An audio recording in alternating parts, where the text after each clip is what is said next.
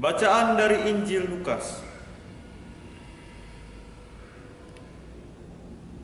Pada waktu itu, Kaisar Agustus mengeluarkan suatu perintah, menyuruh mendaftarkan semua orang di seluruh dunia. Inilah pendaftaran yang pertama kali diadakan sewaktu Kirenius menjadi wali negeri di Syria. Maka pergilah semua orang mendaftarkan diri, masing-masing di kotanya sendiri. Demikian juga Yusuf pergi dari kota Nazaret di Galilea ke Yudea, ke kota Daud yang bernama Betlehem, karena ia berasal dari keluarga dan keturunan Daud, supaya didaftarkan bersama-sama dengan Maria tunangannya yang sedang mengandung. Ketika mereka di situ, tibalah waktunya bagi Maria untuk bersalin, dan ia melahirkan seorang anak laki-laki, anaknya yang sulung. Lalu dibungkusnya dengan lampin dan dibaringkannya di dalam palungan, karena tidak ada tempat bagi mereka di rumah penginapan. Di daerah itu ada gembala-gembala yang tinggal di padang menjaga kawanan ternak mereka pada waktu malam.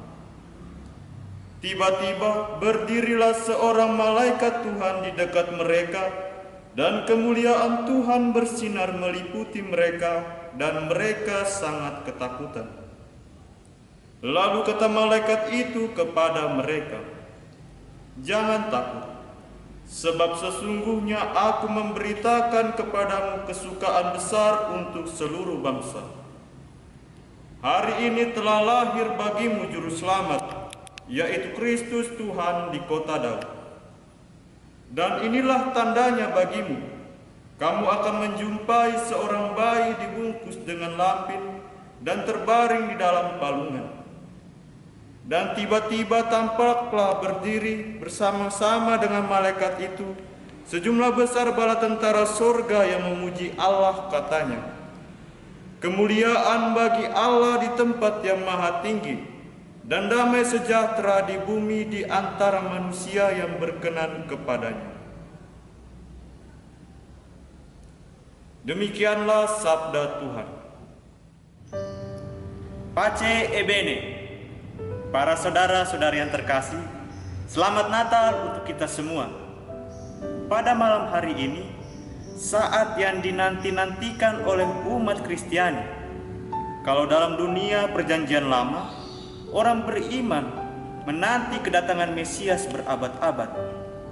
Tuhan berulang kali berbicara dengan manusia dengan perantaraan para nabinya. Nabi Yesaya dalam bacaan pertama menggambarkan bagaimana situasi umat terpilih yang masih diliputi oleh suasana dosa. Mereka dipimpin oleh raja yang tidak beriman kepada Tuhan. Nabi tersebut menyamakan mereka dengan sebuah bangsa yang berjalan dalam kegelapan. Dalam situasi yang tidak menentu ini, maka Tuhan menjanjikan keselamatan dengan kelahiran seorang putra. Kelahirannya ini laksana terang yang menerangi mereka semua. Saudara-saudari yang terkasih, kasih karunia Allah nyata di dalam diri Yesus Kristus, Putra Allah yang tunggal. Penginjil Lukas menulis warta kelahiran Yesus sesuai dengan keadaan sosial politik yang terjadi pada saat itu. Artinya, bahwa Allah sungguh masuk dalam sejarah kehidupan manusia. Dia berinkarnasi menjadi manusia yang miskin, supaya manusia menjadi kaya di hadirat Bapa. Situasi penuh kesederhanaan digambarkan sebagai warta sukacita hingga kita semua pada zaman ini. Kelahiran Yesus merupakan suatu kesukaan besar. Tanda yang nyata sebagai kesukaan besar adalah diri Yesus sebagai bayi yang dibungkus dengan lampin dan dibaring di dalam palungan. Kelahiran Yesus menjadi kesukaan besar juga karena dengan demikian Allah dimuliakan di tempatnya yang maha tinggi. Damai sejahtera di bumi juga menjadi milik orang-orang yang berkenan kepadanya.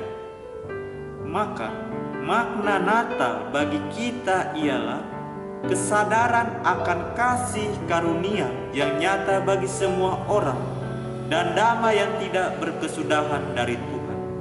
Mari kita mewartakan kesukaan besar bagi kelahiran Yesus Kristus Sang Juru Selamat kita. Tuhan memberkati. Pace e bene. Selamat Natal untuk kita semua.